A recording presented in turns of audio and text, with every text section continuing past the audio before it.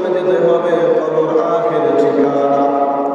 कोई आगे रवाना है कोई पीछे रवाना, কেউ আগে যাবে কেউ বা পরে যাবে। আমার বাপ দুনিয়ার মানুষের দিকে তাকাইলে দেখা যায় বাপ এখনো বেঁচে আছে, বাবার সামনে তার সন্তান দুনিয়া থেকে চলে গেছে। এমন তো দেখা যায় যে বাবাও বেঁচে আছে ছেলেও বেঁচে আছে, তাদের সামনে থেকে তার নাতি দুনিয়ার থেকে চলে গেছে। এমন মানুষ দেখা যায় দুনিয়ায় সব কিছু আগের মতনই আছে, কিন্তু বাড়িওয়ালা বাড়িতে নাই। বাড়িও পরে আছে, দোকানও পরে আছে, ঘরও পরে আছে, ছেলে সন্তান তারাও পরে আছে, কিন্তু বাড়ির যে মালিক বাড়িওয়ালা দুনিয়াতে নাই। দোকান পরে আছে, দোকানওয়ালা দুনিয়ায় নাই। বাড়ি পরে আছে, বাড়িওয়ালা দুনিয়াতে নাই। এমন সময় আসবে ওই দিন আমিও থাকবো না, আপনিও থাকবেন না। আল্লাহ রাসূল বলেন আল কবরু রাওযাতুন মিন রিয়াজিল জান্নাহ আও হুফরাতুন মিন হুফারিন নার। রাসূল সাল্লাল্লাহু আলাইহি ওয়াসাল্লাম বলেন ওই কবর এমন একটা জায়গা, ওই কবর এমন একটা জায়গা, ওই কবরে আল্লাহ রাসূল বলেন ওই কবর কারোর জন্য একটা জান্নাতের টুকরা হবে, নতুবা কারোর জন্য একটা জাহান্নামের গর্ত হবে। রাসূল বলেন ওই কবর কাদের জন্য জাহান্নামের গর্ত হবে জানো? ওই কবর তাদের জন্য জাহান্নামের গর্ত হবে দুনিয়াতে যারা আমি রব্বে কারিমের আযান হয়ে যায় মসজিদ থেকে আযান শুনে বেনামাজি বান্দা নামাজের জন্য ঘুম থেকে ওঠে না, বেনামাজি বান্দা ঘুমিয়ে থাকে।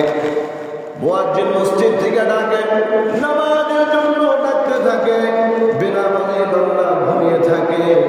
মুয়াজ্জিন ডাকে মসজিদের দিকে, বেনামাজি আস্তে আস্তে কম্বল গায়ে নিয়ে ঘুমিয়ে যায়। রব্বে কারিম বলে আমি রব্বে কারিম সারা বছরের ভিতরে একটি মাস বান্দার উপর রোজাকে ফরজ করেছি, বান্দা রোজা রাখে না। রব্বে কারিম বলে আমি সারা জীবনে যদি হজ ফরজ হয় একটিবার বান্দার উপর হজ করা ফরজ করে দিয়েছি, কিন্তু গুনাহগার বান্দা সেই হজ ফরজ হওয়া সত্ত্বেও গুনাহগার বান্দা হজ করে না। আল কবরু রাওযাতুন মিন রিয়াজিল জান্নাহ আও হুফরাতুন মিন হুফারিন নার। ওই কবর এদের জন্যই হবে জাহান্নামের টুকরা, যারা আল্লাহ তাআলার হুকুম ঠিক মতো মানে না। ওই মরণ করতে গেলে মৃত্যুর স্বাদ গ্রহণ করা লাগবে, আর কবরেও আমার আপনার সকলের যাওয়া লাগবে। এজন্যই তো বলা হয়, এজন্যই তো বারে বারে বলা হয় যে মরণ থেকে যতই দূরে পালাও তুমি, মরণ ঠিকই তোমায় লইবে ঘিরি। মরণ থেকে যতই দূরে পালাও তুমি, মরণ বান্দা ঠিকই তোমায় লইবে ঘিরি। যদিও সুদূর আকাশ পারে লুকাও সেথায় লাগিয়ে সিঁড়ি, যদিও সুদূর আকাশ পারে লুকাও সেথায় লাগিয়ে সিঁড়ি। আজ তোমার সম্পদ আছে, তোমার ছেলে আছে, তোমার আদরের কন্যা আছে, তোমার আদরের স্ত্রী আছে, মুমিন এমন একটা সময় চলে আসবে এই আদরের স্ত্রী তোমার কোনো কাজে আসবে না, আদরের ভাই তোমার কোনো কাজে আসবে না। কিয়ামতের ময়দানে আল্লাহ তাআলা জন্যই বলতেছে যে ইয়াউমা ইয়াফিরুল মারউ মিন আখিহি ওয়া উম্মিহি ওয়া আবিহি ওয়া সাহিবাতিহি ওয়া বানিহি। ইয়াউমা ইয়াফিরুল মারউ মিন আখিহি, ওই কবরে যাওয়ার পরে কিয়ামতের ময়দানে আখি শব্দের মতো ভাই তার ভাইকে চিনবে না। এ মুমিনের দল কিয়ামতের ময়দানে ভাইকে দেখার পরে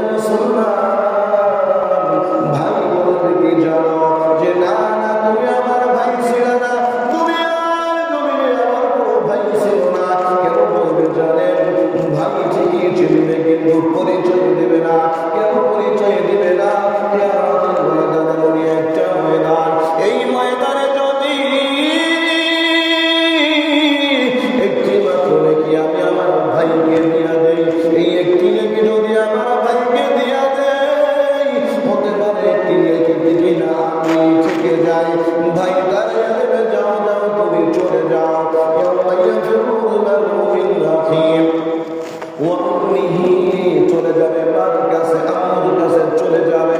এ মুসলমান ইমানদার, দুনিয়ার জমিনে মানুষ যত করে বিপদে পড়ুক না কেন, দুনিয়ার জমিনে সন্তান যদি কোনো বিপদে পড়ে, বাপের কাছে গেলে বাপও তাড়াইয়া দেয়, দুনিয়াতে বসে ভাইয়ের কাছে গেলে ভাইও তাড়াইয়া দেয়, আত্মীয় স্বজনের কাছে যদি যাও, আত্মীয় স্বজন দুনিয়ার মাঝে আত্মীয় স্বজন আপনার পরিচয় দিবে না, দুনিয়ার জমিনে বিপদে কেউ সাহায্য করে না।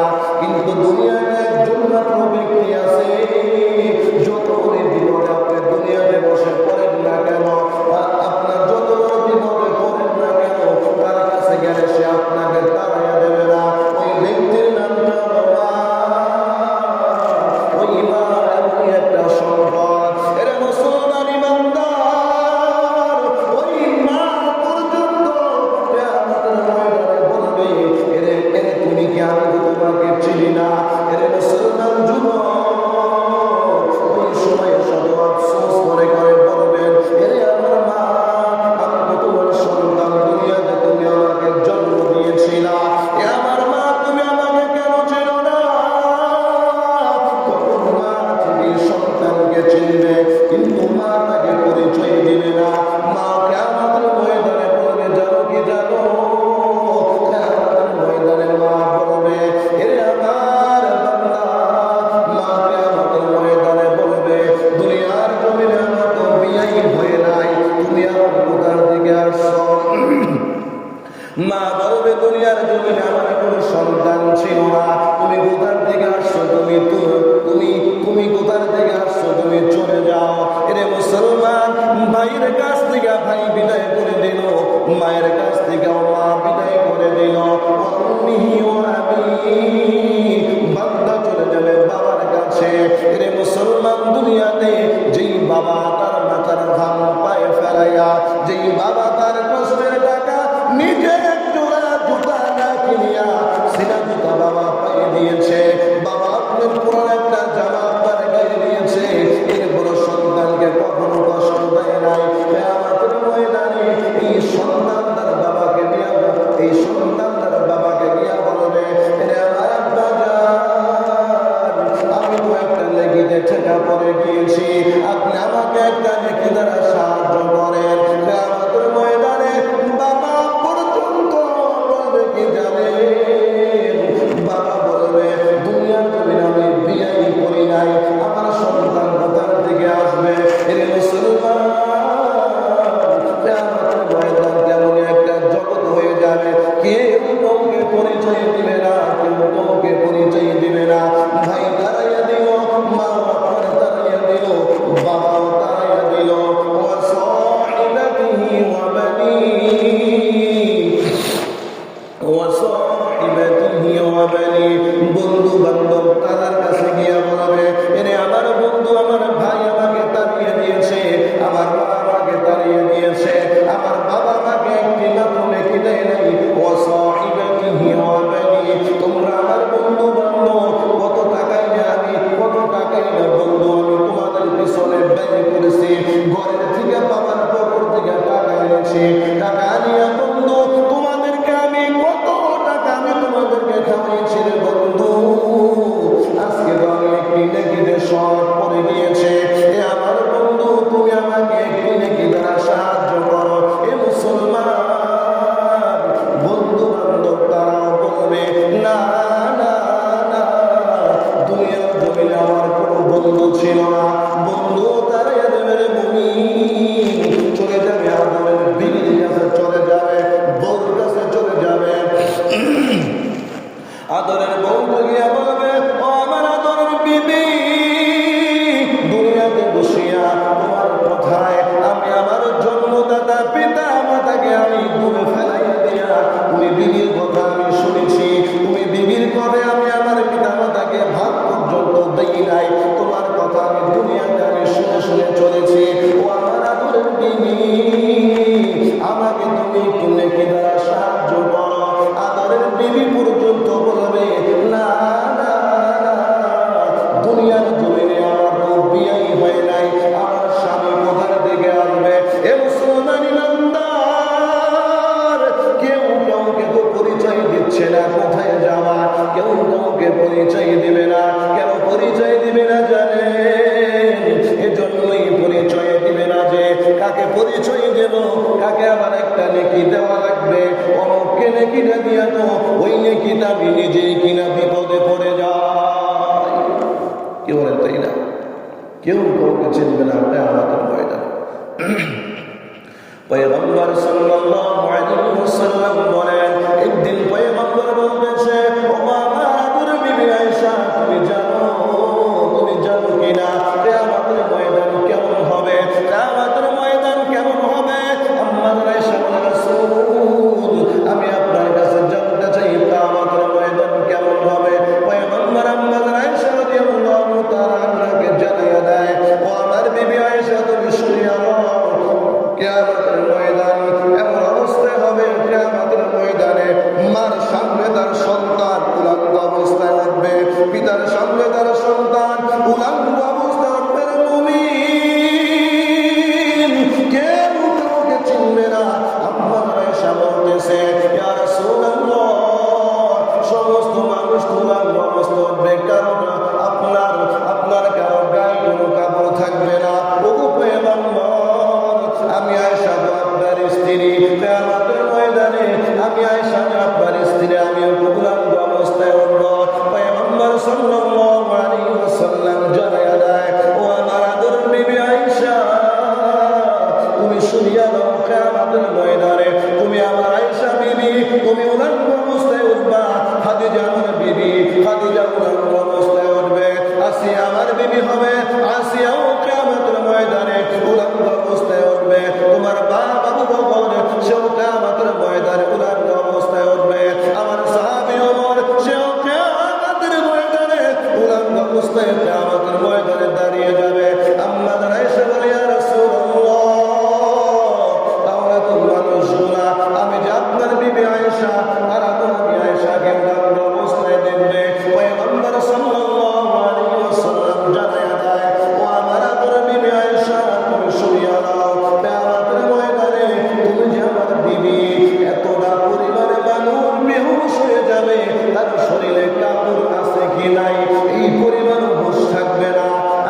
ও আমার বিবি আয়েশা, সন্তানের সামনে তার মা উলঙ্গ অবস্থায় থাকবে, সন্তান বুঝতেও পারবে না এ কি আমার মা, আমার কাছে নাকি অন্য কেউ।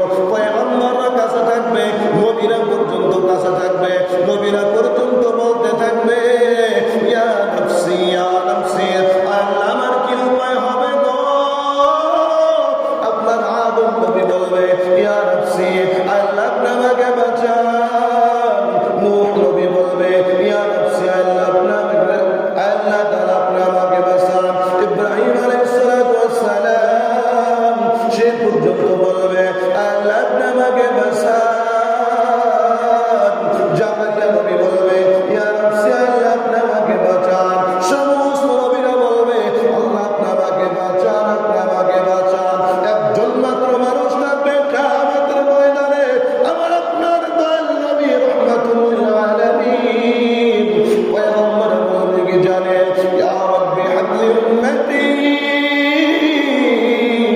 আয় আল্লাহ, আমার একটা উম্মত যদি জান্নাতে যায়, আমি পয়গম্বর আপনার জান্নাতে যাব না।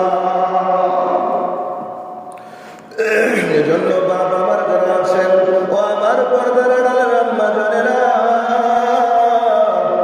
দুনিয়া মাত্র কয়েকদিনের জন্য রে। ও আমার মা, ও আমার আম্মা জানেরা, ও আমার পর্দার আড়ালের আমার বোনেরা যারা আছেন, কিয়ামতের ময়দানে তুমি যতই বাহাদুর তুমি করো না কেন, রূপের বাহাদুর তুমি আজকে করতেছো, যৌবনের বাহাদুরি করতেছো, মনে রাখিও রে বাপ, মনে রাখিও রে মা, এমন একটা সময় চলে আসবে, ওই দিন তোমার রূপের কোনো বাহাদুরি চলবে না। আজরাইল যখন চলে আসবে রে মা, আজরাইল তোমার কোনো কথা শুনবে না। তুমি কি একটিবার মনের ভিতরে কল্পনা করছো রে মা, ঈশার নামাজ যে তুমি না পড়ে ঘুমাইয়া গেলা, ঘুমের মধ্যে যদি তুমি দুনিয়ার দিকে চলে যাও রে মা, তুমি তো এই কবরে বেনামাজি হয়ে যাবা। এ আমার আদরের বোন, আমি তোমাদেরকে ডেকে ডেকে বলি রে বোন, আজকে আজকে যে তুমি নামাজ কামিয়ে দিচ্ছ, এমন একটা সময় চলে আসবে হাজার আফসোস করবে নামাজের জন্য, কিন্তু হাজার আফসোস করলে তুমি নামাজ আদায় করতে পারবে না। এই জন্য রব্বে কারিম বলে রে বান্দা, আমি আল্লাহ তাআলাকে ভয় করো। কেমন ভয় করবা? আমি রব্বে কারিম আল্লাহ তাআলাকে ভয় করার মতো ভয় করো। কেন না, যদি আমি রব্বে কারিম আল্লাহ তাআলাকে ভয় করার মতো ভয় না করো, এমন একটা সময় চলে আসবে হাজার আফসোস করবা, হাজার ভয় করবা। ওই দিন হাজার ভয় কোনো কাজে আসবে না। মৃত্যুর আগে তুমি যতই তওবা করো না কেন, মৃত্যুর আগে ঘরওয়ালা যখন শুরু হয়ে যাবে, হাজারো কালিমা পড়লে কোনো কাজে আসবে না, হাজারো তওবা করলে কোনো কাজে আসবে না। এ আমার মা, এ জন্য এখনো সময় আছে আম্মা জান, এখনো সময় আছে। আল্লাহ তাআলাকে মানার মতো মানেন যে মা, এ মা বেপরদা রাস্তাঘাট চলাফেরা করিয়েন না, দোকানপাটে বাজারে ঘাটে বেপরদা অবস্থায় চলাফেরা করিয়েন না। আপনি তো জানেন না রে মা, আপনি কত বড় সম্মানী মা। এই মা, আপনি তো এমন একজন সম্মানী মা, আপনার পেটে জন্মগ্রহণ করেছে মুহাম্মাদুর রাসূলুল্লাহ। মা, আপনাদের মতো সম্মান আপনারা জানেন, আপনাদের পেটে জন্মগ্রহণ করেছে বড় পীর আব্দুল কাদের জিলানী রাহমাতুল্লাহি আলাইহি। ও মা, আপনাদের মতো সম্মান আপনারা জানেন না মা। এ গো মা, আপনাদের পেটে জন্মগ্রহণ করেছে শামসুল হক ফরিদপুরি রাহমাতুল্লাহি আলাইহি মা। ও মা, আপনারা তো জানেন না আপনাদের কত সম্মান। এ মা, আপনাদের পেটে জন্মগ্রহণ করেছে কত নবী রাসূলগণ, তোমরা তো নিয়ে জাতির না, আপনাদের পেটে তো জন্মগ্রহণ করেছে। এ মা, আপনাদের কত সম্মান আপনারা তো জানেন না। রাসূল বলেছেন কিয়ামতের ময়দানে আমার সমস্ত নারী উম্মত যারা আছে, সমস্ত নারী উম্মতগণ আমি রাসূলের সঙ্গে সঙ্গে তারা জান্নাতে যাবে। এজন্য আল্লাহ জানে না আপনাদের সম্মান আল্লাহ রাসূল বৃদ্ধি করে দিয়েছে, কিন্তু আল্লাহ রাসূলের সম্মান আপনারা রাসূলের কথাকে প্রত্যাখ্যান করিয়া, রাসূলের কথা মান্য করিয়া দুনিয়ার পিছনে শুনতেছেন। এই দুনিয়া তো থাকার জায়গা নয়। তাকে দেখেন মা, আপনার শাশুড়ি কিন্তু দুনিয়ার জমিনে ছিল লাল শাড়ি পরিয়া, লাল বেনারসি আপনার পরিয়া ঘরের ভিতরে প্রবেশ করেছেন রে মা। একটা সময় চলে আসবে এই আপনার লাল কাপড় পরিয়া, বেনারসি আপনার শাড়ি পরিয়া, আপনার সুন্দর আপনার নতুন বধূ সাজিয়া যেই ঘরে প্রবেশ করেছিলেন রে মা, এমন একটা সময় আসবে ওই ঘর থেকে আবার আপনি সাদা কাপড়ের প্যাকেট হয়ে ঘর থেকে বের হয়ে যাবেন। ঘরের ভিতরে বসে আমার কাঁদবে, আর আদরের মেয়ে কাঁদবে, আমার আম্মুকে কোথায় নিয়ে যা। আর আদরের সন্তান যারা নাই তারাই কাঁদবে আর বলবে রে মা কোথায় যা, আমাকে ছাড়িয়ে রে মা। আরে আপনার মেয়েও কিন্তু আপনার সাথে যাবে না। আরে যে সন্তানের জন্য মাথার ঘাম পায়ে ফেলাইয়া কাজ করতেছেন, ওই সন্তান কিন্তু কবরে যাবে না। আরে যে সন্তানের জন্য নামাজ হারাম করে দিয়েছেন, যে সন্তানের কথা চিন্তা করিয়া নামাজ বাদ দিয়া, রোজা বাদ দিয়া, রব্বে কারিমের হুকুম বাদ দিয়া, যে সন্তানের জন্য ইনকামে লিপ্ত আছেন, কেন লিপ্ত আছেন? আমি টাকা কামাই করব, এই টাকা নিয়ে আমার ছেলে সন্তান ভালো থাকবে। আমার বাপ কিয়ামতের ময়দানে এই সন্তান আপনার কথা বলবে। কি বলবে জানেন? কিয়ামতের ময়দানে এই সন্তান আপনার কথা বলবে, ও রব্বে কারিম আল্লাহ, আমার বাপ আমার মা শুধু আমাদেরকে খাবার খাওয়াইছে, শুধু লেখাপড়া করাইছে, আমার মা জীবনে কোনো দিন বলে নাই রে বাপ নামাজ পড়া লাগবে, আমার বাবা কোনোদিন বলে নাই রে বাপ নামাজ পড়া লাগবে। শুধু আমাকে আপনাকে লালন পালনই করেছে। আয় রব্বে কারিম, আজকে যখন আপনি আমাকে জাহান্নামে দিবেন, আমার মাকে আমার বাবাকে জাহান্নামের দরজায় ঘুম পড়াও, আমি তাদের বুকের উপরে পাড়া দিয়া এরপরে জাহান্নামে চলে যাব। পিতা মাতাকে কিন্তু সন্তান ছাড়বে না, যত বড় শিক্ষিত বানান না কেন, যত ইটালি পাঠান না কেন, টাকা পয়সা কামাই করেন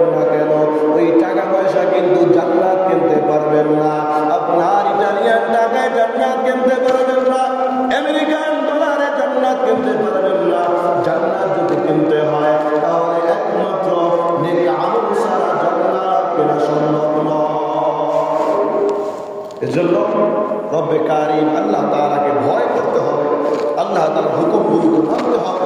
যদি মানতে পারেন কামিয়াব, না মানতে পারলে কামিয়াব হতে পারবেন, কামিয়াব হতে পারবেন না। আল্লাহ তাআলা জন্যই বারে বারে বলে, বান্দা আমাকে ভয় কর, ভয় করার মতো ভয় কর। ইয়া আইয়ুহান নাস ইত্তাকু রাব্বাকুম, আমি আল্লাহ তাআলাকে ভয় করো, ভয় করার মতো ভয় করো। কেন ভয় করার মতো? জন্যই ভয় করো যে ভয় যদি না করতে পারো তাহলে পশ্চিমকালেও আমলের স্বাদ ভিতরে পাবা। আমি আল্লাহর ভয়ের ভিতরে থাকলে নামাজ পড়ে মজা পাবা, আমি আল্লাহর ভয়ের ভিতরে থাকলে রোজা রেখে